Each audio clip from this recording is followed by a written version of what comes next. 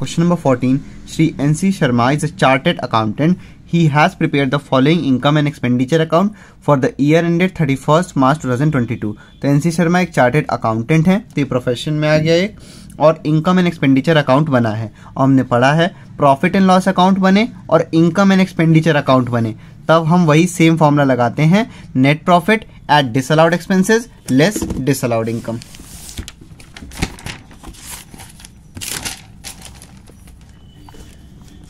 कि जब भी आपको पीएल अकाउंट और इनकम और एक्सपेंडिचर अकाउंट मिले तो यही फॉर्मेट लगेगा जो अभी तक हम पढ़ते हैं, net profit add disallowed expenses less disallowed income. तो यहाँ पे डेबिट साइड ये एक्सपेंडिचर है, ये इनकम है। तो वैसे ही जैसे आप अभी तक ये आपको पीएल अकाउंट दे रहे थे यहाँ पे, तो उसमें आप ये डेबिट मान रहे थे और ये क्रेडिट होता है, तो वैसे ही यहाँ पे डेबिट क्रेडिट की जगह यहाँ पे दे रखा है एक्सपेंडिचर इनकम। तो वही एक तरह से ये हो गया आपके लिए डेबिट और ये हो गया आपके लिए क्रेडिट। इधर सारे खर्चे हैं, इधर सारे इनकम है। तो वैसे ही सेम फॉर्मूला लग रहा है जो हम पीएल अकाउंट में लगाते हैं। जैसे हम पीएल अकाउंट में अलाउड डिसअलाउड तय करते हैं, वैसे ही इसमें भी इनकम और एक्सपेंडिचर अमाउंट में भी करेंगे। अब इसको स्टार्ट करते हैं। टू ऑफिस एक्सपेंसेस, तो ये पहले तो ये देख लेते हैं, कुछ एडजस्टमेंट दे रखा है। एक कार से रिलेटेड दे रखा है, तो कार को यहाँ पे पहले से हम मार्क कर ले रहे हैं। उसके बाद सैलरी से रिलेटेड है तो वो यहाँ पे मार्क कर ले, और फिर उसके बाद दे रखा है एक लोन, तो लोन का इंटरेस्ट है, इससे रिलेटेड भी है। और लास्ट है डेप्रिसिएशन ऑन बुक्स, तो वो तो ऐसे लगेगा। अब स्टार्ट करते हैं। टू जैसे किए थे पीएल अकाउंट में सेम वैसे ही करेंगे। To office expenses, office expenses लिखा रहता है यानी कि बिजनेस का खर्चा है, इस वजह से अलाउड। टू एम्प्लॉय सैलरी, भाई सैलरी एम्प्लॉय को दिया गया है तो पूरा पूरा अलाउड होता है। केवल सैलरी टू ओनर जो है, तो अगर वो अपने आप को सैलरी दे रहे हैं तब डिसअलाउड। तो यहाँ एम्प्लॉय सैलरी का तो ऐसे तो ये पूरा अमाउंट अलाउड हो जाना चाहिए, लेकिन यहाँ एडजस्टमेंट है इससे रिलेटेड। बी पॉइंट में आ जाओ आप। ₹1000 domestic servant salary is included in employee salary. ये जो एम्प्लॉय सैलरी है 5000 रुपए, इसमें से 1000 रुपए डोमेस्टिक सर्वेंट का लिखा गया है। इसका मतलब 4000 रुपए जो है इसमें से वो बिजनेस का खर्चा है, क्योंकि एम्प्लॉय को दिया गया है। बाकी 1000 घर के डोमेस्टिक वर्कर को दिया है, इसलिए पर्सनल एक्सपेंस। तो 1000 रुपए ऐड हो जाएगा बस। To books other than annual publication, book एक तरीके का एसेट है, तो ये यहाँ पे नहीं आएगा, इस वजह से ये जाता है बैलेंस शीट में। तो ये 5500 रुपए आप नेट प्रॉफिट में ऐड कर लोगे सीधे अमाउंट। टू पर्सनल, और इसका डेप्रिसिएशन लेस करना होगा हमको, वो अभी आगे देखेंगे, एडजस्टमेंट में वैसे भी दे रखा है। To personal expenses 3,02,000 rupees, personal खर्चे हैं, बिजनेस रिलेटेड नहीं है, इस वजह से डिसअलाउड, ये ऐड हो जाएगा। To donation to national defence fund, तो ये भी डिसअलाउड रहता है, बिजनेस से रिलेटेड नहीं है, होते हैं ये सब। तो डोनेशन ये भी ऐड हो जाएगा 500 रुपए। फिर इंटरेस्ट 700 रुपए। ऐसे तो इंटरेस्ट सिर्फ लिखा होता तो मानते कि बिजनेस के लिए कोई लोन है उसका इंटरेस्ट हो गया, लेकिन यहाँ पे लिखा है, सी पॉइंट में आ जाओ आप, loan has been taken for personal purpose, यानी कि ये जो इंटरेस्ट है, जब लोन पर्सनल पर्पज का है और उसका इंटरेस्ट जा रहा है तो ये डिसअलाउड रहेगा, क्योंकि पर्सनल है ये, तो 700 रुपए ऐड हो जाएगा। इनकम टैक्स पर्सनल होता है, डिसअलाउड होता है, ऐड हो जाएगा। टू कार एक्सपेंसेस 2000 रुपए। अब कार के खर्चे वो उस पर डिपेंड करता है कि कार कितना ऑफिशियल यूज के लिए, कितना पर्सनल यूज के लिए। अगर पूरा ऑफिशियल यूज के लिए तो अलाउ हो जाएगा। यहाँ पे लिखा है the car is used equally in official and personal purpose. तो भाई ये जो कार है इसका ये कार इक्वली ऑफिस के लिए भी यूज होती है और पर्सनल यूज के लिए भी यूज होती है। इसका मतलब कि 2000 में से 1000 खर्चा हो गया ऑफिस का और 1000 पर्सनल का, तो 1000 रुपीज ऐड हो जाएगा, क्योंकि वो पर्सनल का हो गया। टू नेट सरप्लस, यही नेट प्रॉफिट होता है। नेट प्रॉफिट आप लिखोगे, ऊपर जितने भी डिसअलाउड रहेंगे इधर साइड वो ऐड कर लोगे आप। फिर अब आ जाते हैं हम इस साइड। ऑडिट फीस बिजनेस से रिलेटेड होता है, allowed. Gift from father in law, अगर प्रोफेशन से रिलेटेड कोई गिफ्ट होता, प्रोफेशन में ही कोई देता है इनको, तो फिर वो अलाउड रहता है। लेकिन फादर इन लॉ यानी कि रिलेटिव, तो पर्सनल हो गया, ये डिसअलाउड इनकम, ये लेस होगा। डिविडेंड दूसरे हेड का है, इनकम फ्रॉम अदर सोर्सेज का है, बिजनेस रिलेटेड नहीं होता है, disallowed. Profit on sale of investment, profit on sale of investment ये डिसअलाउड इनकम होता है, इसलिए ये लेस हो जाएगा। तो ए पॉइंट का ये जो था equally in official and personal use, इसका एक्सपेंसेस से हमने देख लिया कि भाई 2000 रुपये था, 1000 रुपये केवल ऐड करेंगे क्योंकि 1000 रुपये इसमें से ऑफिशियल यूज के लिए था, 1000 पर्सनल का था, तो पर्सनल वाला ऐड कर देंगे। दूसरा इसी में लिखा हुआ है allowed depreciation for official work is 500। तो डेप्रिसिएशन के बारे में हमने क्या पढ़ा है कि डेप्रिसिएशन तो इसमें चार्ज करना ही होता है। तो यहाँ पे अगर नहीं भी किया रहता है और कोई एसेट देता है तो हम उसका चार्ज करते हैं। तो यहाँ लिख दिया कि डेप्रिसिएशन ऑफिशियल वर्क के लिए इस कार का अलाउड है 500 रुपये, लेकिन आपको यहाँ दिख रहा होगा कि पीएल अकाउंट में कहीं भी चार्ज नहीं है। और हमने अपने फॉर्मेट में पढ़ा है, तीसरा चीज हम लोग क्या लेस करते हैं, expenses allowed as deduction but not debited to PL account. वो खर्चे जो कि डिडक्शन के तौर पे अलाउ तो होते हों मगर पीएल अकाउंट में डेबिट ना किए गए हों। तो यहाँ पे आप देख रहे हो कि ये जो 500 रुपये डेप्रिसिएशन बताया जा रहा है ये यहाँ कहीं भी डेबिट नहीं किया गया है, इसीलिए ये आप तीसरी हेडिंग डालोगे नीचे और लिखोगे expenses allowed as deduction but not debited to PL account, और उसमें लिखोगे आप अलाउड डेप्रिसिएशन 500 रुपये लेस कर दोगे। ये 1000 रुपये डोमेस्टिक सर्वेंट सैलरी वाला, ये हम ऑलरेडी एम्प्लॉय सैलरी के साथ देख चुके हैं कि 1000 रुपये घर के सर्वेंट को दे रहा था, इस वजह से वो डिसअलाउड रहेगा, पर्सनल काम में आ गया। C loan has been taken for personal use, वो हम देख चुके हैं, यहाँ लोन पर्सनल यूज पे था इसीलिए इंटरेस्ट भी डिसअलाउड रहेगा, ऐड हो जाएगा। उसके बाद है allowed depreciation on books at the rate 40%। तो भाई बुक पे दिया होता ना होता यहाँ पे डेप्रिसिएशन 40% आपको लेस करना ही होता है। वैसे यहाँ पे दे रखा है कि अलाउड डेप्रिसिएशन ऑन बुक्स 40%। तो आप क्या करोगे, फॉर्मेट में लिखोगे जहां पे नीचे expenses allowed as deduction but not debited to PL account. सबसे पहला डेप्रिसिएशन तो इसमें वो कार वाला आ गया 500 रुपये। उसके बाद इसमें आप ये जो बुक पे 40% बोला गया है, तो आप ये बुक का अमाउंट है 5500, उसका 40% आप लेस कर दोगे। सॉल्यूशन देखते हैं 14 का। सबसे पहले आप फॉर्मेट बनाओगे,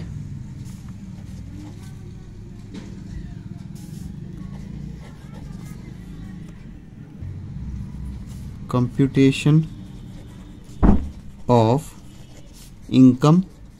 अभी तक हम लिखते थे इनकम फ्रॉम बिजनेस, लेकिन यहाँ पे चार्टेड अकाउंटेंट यानी कि एक प्रोफेशनल जॉब है इसलिए इनकम फ्रॉम प्रोफेशन। फिर जो भी असेसमेंट ईयर चल रहा है वो लिखेंगे यहाँ पे फॉर द असेसमेंट ईयर 2022-2023।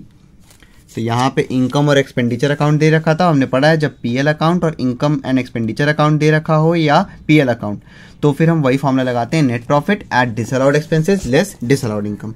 तो यहाँ आप नेट प्रॉफिट या नेट सरप्लस एक ही चीज़ है, यहाँ दिया हुआ है 51,000 रुपीज़, इसमें आप ऐड करोगे डिसअलाउड एक्सपेंसेस, वो खर्चे जो कि प्रोफेशन या बिजनेस से रिलेटेड नहीं होते हैं मगर फिर भी पीएल अकाउंट में डेबिट रहते हैं, तो उनको आपको ऐड कर लेना है। सबसे पहले ऑफिस एक्सपेंसेस था तो ये अलाउड रहेगा, बिजनेस का पार्ट है। एम्प्लॉय सैलरी ऐसे तो अलाउड रहता है, लेकिन एम्प्लॉय सैलरी में आपका 1000 रुपये डोमेस्टिक सर्वेंट सैलरी है तो वो ऐड हो जाएगा, पर्सनल हो गया वो, डोमेस्टिक सर्वेंट सैलरी। तो डोमेस्टिक सर्वेंट सैलरी हो गया आपका 1000 रुपये, ये ऐड हो जाएगा। उसके बाद दे रखा है book other than annual publication. तो बुक भाई एक तरीके का एसेट है, तो ये बैलेंस शीट का पार्ट है, तो यहाँ पीएल में नहीं आएगा, तो इसका अमाउंट पूरा यहाँ पे ऐड हो जाएगा 5500 रुपये। उसके बाद लिखा हुआ है पर्सनल एक्सपेंसेस। तो पर्सनल एक्सपेंसेस तो वैसे भी ऐड होने हैं क्योंकि वो बिजनेस से रिलेटेड नहीं होते हैं, 3,02,000 रुपये। उसके बाद दे रखा है donation to national defence fund. तो डोनेशन जो होता है बिजनेस से नहीं रिलेटेड होता है, इस वजह से डिसअलाउड, ऐड हो जाएगा पूरा अमाउंट 500 रुपये।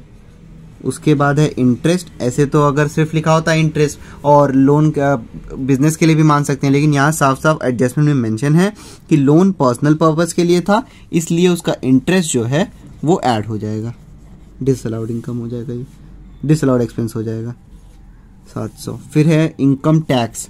तो इनकम टैक्स पर्सनल एक्सपेंस है, इस वजह से डिसअलाउड ऐड हो जाएगा 13,300 रुपीज़। उसके बाद दिया हुआ है कार एक्सपेंसेस।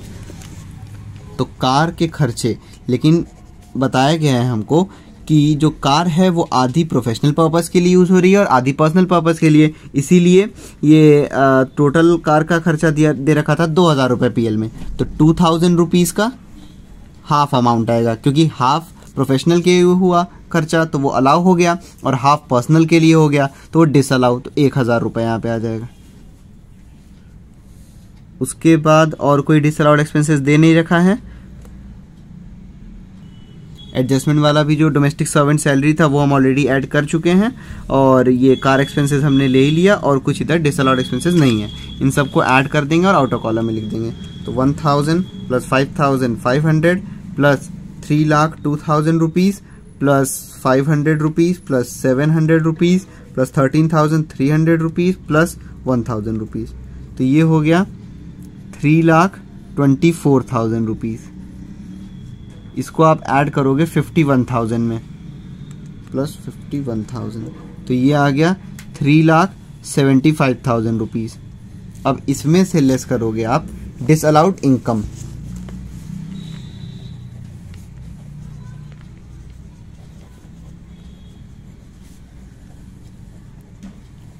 वो इनकम जो कि बिजनेस या प्रोफेशन से रिलेटेड नहीं है मगर क्रेडिट हो रखे हैं यहाँ पे हमारे इनकम एंड एक्सपेंडिचर अकाउंट या फिर पीएल अकाउंट में, तो वो सारे इनकम यहाँ पे आएंगे।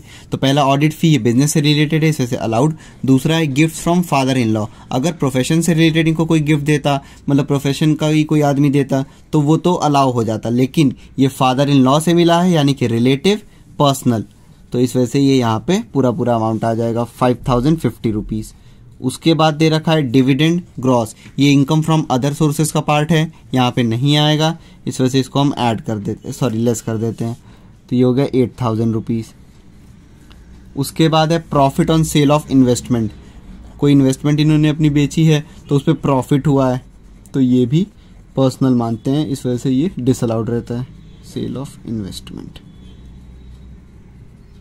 अमाउंट दे रखा है 6,450।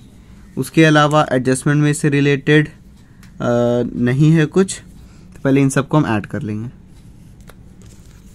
5,050 प्लस 8,000 प्लस 6,450, ये आ गया 19,500 rupees.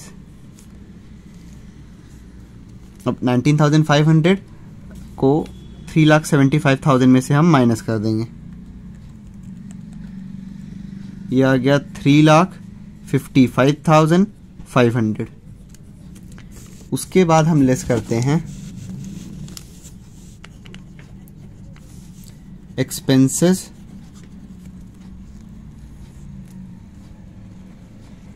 Allowed as deduction but not charged. भाई वो खर्चे जो कि डिडक्शन के तौर पे अलाउ होने चाहिए लेकिन पीएल अकाउंट में या फिर इनकम और एक्सपेंडिचर अकाउंट में चार्ज ना हुए हों। तो यहाँ पे हमने एडजस्टमेंट में देखा, लिखा हुआ है डेप्रिसिएशन फॉर ऑफिशियल वर्क, जो कि हमको इनकम और एक्सपेंडिचर अकाउंट में नहीं दिख रहा था, इसी वजह से इसको हम लेस करेंगे। डेप्रिसिएशन फॉर ऑफिशियल वर्क, ये कार से रिलेटेड है, 500 रुपये। उसके बाद फोर्थ पॉइंट दे रखा है अलाउ डेप्रिसिएशन ऑन बुक्स, तो ये भी पीएल अकाउंट में, जो हमारे पास इनकम और एक्सपेंडिचर अकाउंट दे रखा है उसमें चार्ज नहीं हुआ है, इसलिए डेप्रिसिएशन ऑन बुक्स भी यहीं पे आ जाएगा। बुक का वैल्यू है 5,500 रुपीज़, तो 5,500 और डेप्रिसिएशन का रेट दे रखा है 40%, 5,500 का 40%, 5,500 का 40%, ये आ गया 2,200, 2,200 रुपये। अब 2,200 प्लस 500 बाहर लिखेंगे हम, यानी कि 2,700 रुपीज़। इसको लेस करेंगे हम 3,55,500 में से, ये आ गया 3,52,800। यही अमाउंट आ गया हमारा इनकम फ्रॉम प्रोफेशन।